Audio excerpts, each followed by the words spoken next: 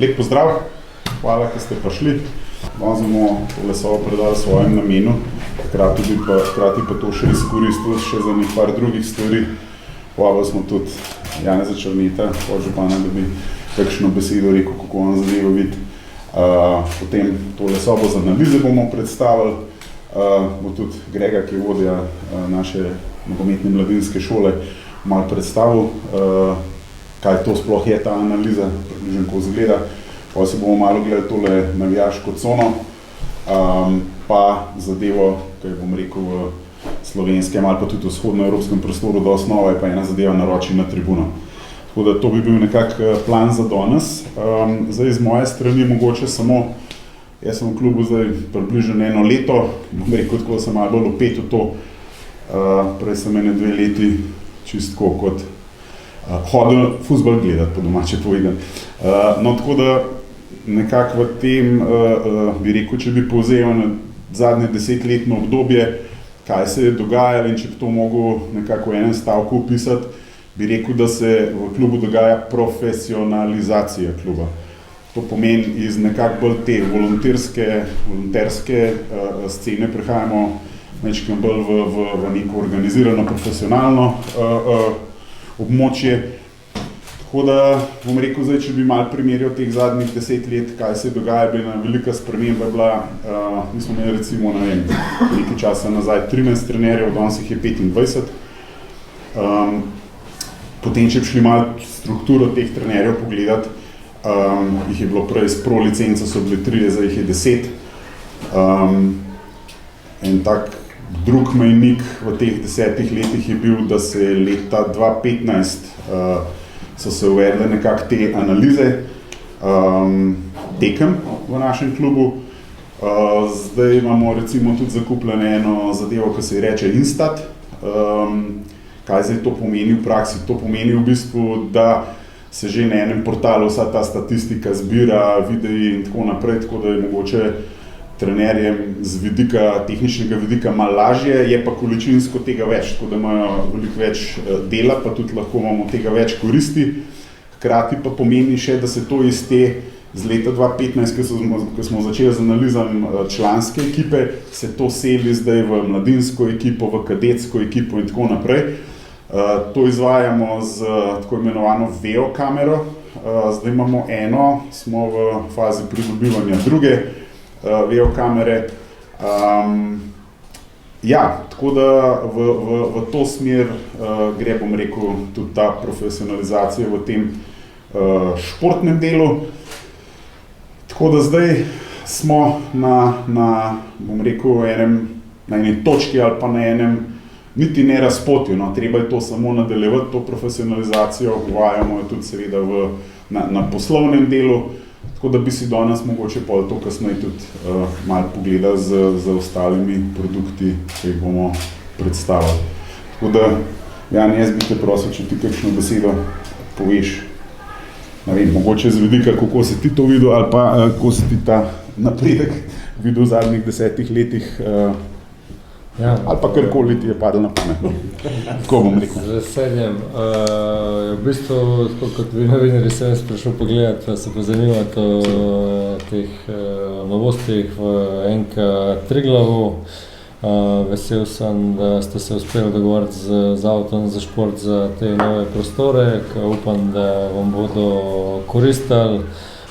Verjamem, da v modernem nogometu, da so take stvari nujno potrebne in pač, da bo to tudi v Kranju nek večji napredek v športnem smislu prineslo. Mogoče tudi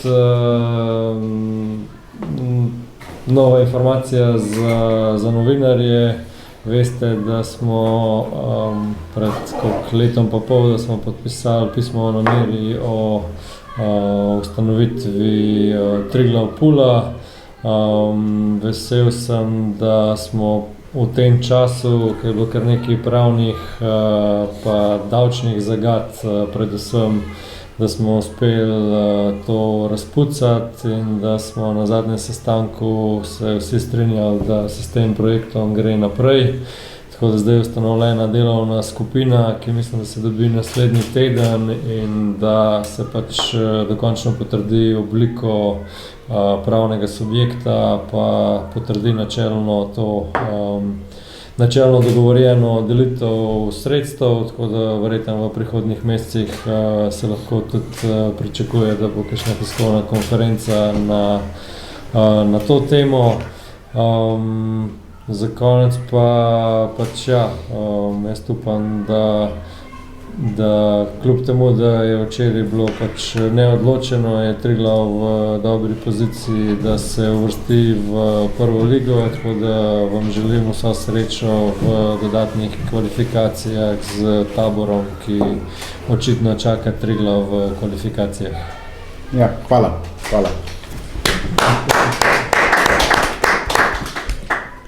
Tukaj mislim, da bi bilo, spodobi se jim pravično, se temu reče pri nas, da bi se tudi zahvalili mestni občini, Zavodu za šport, ki so nam pač vse to skupaj omogočili, tudi za infrastrukturo, na kateri lahko treniramo. Potem na eni strani tudi staršem, tudi športnemu svetu staršev, ki si tu zelo prizadevajo in zelo dobro sodelujemo z njimi. Potem na tretji strani seveda sponzorjem in pa pač vsem sodelavcem v klubu, ker v tem trenutku mislim, da vlada ena res taka dobra in primerna energija za vse to, kar delamo. No, tako da to je ta Bordeaux energija. Zdaj bi pa mogoče prosil kar Gregorja Berganta, da nam mogoče mečken bolj v praksi predstav, čemu bo tale soba služila. Super, hvala.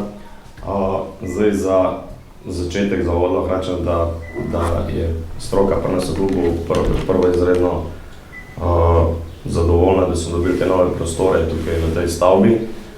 Predvsem zato, ker bomo lahko še lažje upravljali sestanke z ekipami, s posameznimi selekcijami, starši, individualne razgovore. Predvsem je pa cilj, da bomo to sobo uporabljali za analizo odigranih tekem in pa za pripravo na prihajajoče tekme, se pravi za pripravo na nasprotnika. V preteklosti smo te vse stvari upravljali v obstoječih prostorih v glavni tribuni, tako da je to zelo en velik plus za nadaljni razvoj igralcev pa za napredek. Zdaj, tako kot ste že videli, ta soba je opremljena z velikim ekranom, kar nam omogoča, da lahko tudi vse zadeve, kar se tiče tekem, analize, primerov uporabljamo in prikažemo tudi igralcem individualno ali pa pač ekipno. Zdaj predvsem je cilj, da se analiza tekem uporablja v članski ekipi in pa da se kasneje to tudi prenaša dol na mladinsko, kadetsko, U15 in U14, se pravi program Slovenija za ekipe, ki tekmujejo na področju Slovenije. Zdaj, led smo prebili v preteklem tednu za člansko ekipo, smo to sobo že uporabljali za analizo pretekle tekme in pa za pripravo na včerajšnjo tekmo, ko smo igrali v Biljah. Cilj je, da pred vsako prihajajočo tekmo opravimo analizo pretekle odigrane tekme, pogledamo stvari, ki so bile narejene pogledamo stvari, ki niso bile narejene kaj je potrebno popraviti. Predvsem je pa izredno pomembno, da pogledamo analizo oziroma podrobnosti prihajajoče tekme oziroma nasprotnika, s katerim igramo. Zdaj, v preteklem letu smo pridobili tudi še eno stvar in to je video kamera. To je kamera, ki v bistvu snema sama.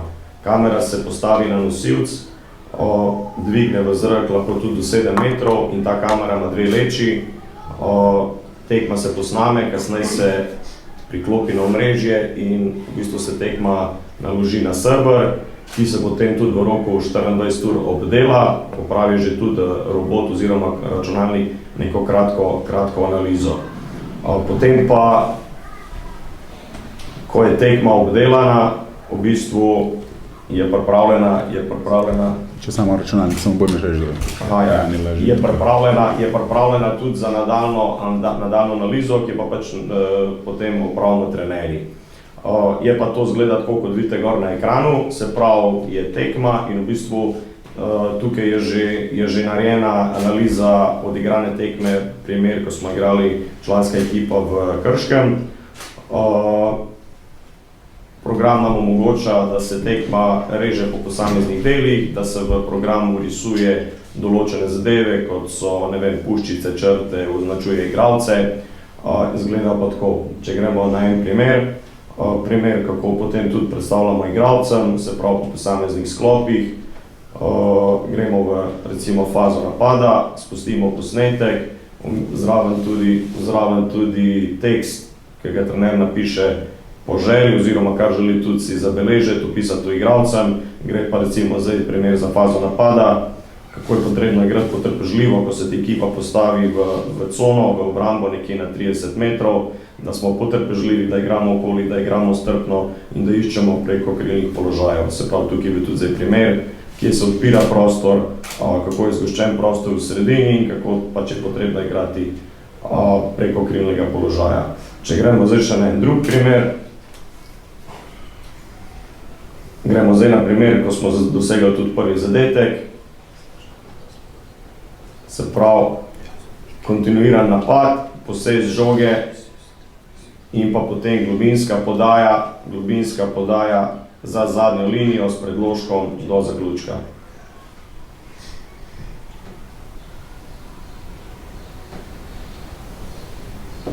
Se pravi, situacija, ko posnetek zamrzne, da igralcem lažje razložimo celotno zadevo. Ok, gremo še na drugi polčas, primer faze napada. Igralcem tudi pokažemo, razložimo, kako je bila odigrana situacija na izredno malem zgoščenem prostoru, kratka kombinacija kratkih podaj s tranzicijo žoge na drugo stran. Pridemo tudi v situacijo iz te.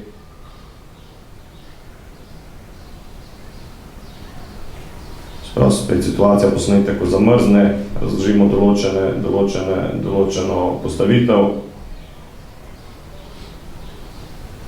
Posnetek nadaljuje. Ok, še en posnetek si bomo pogledali.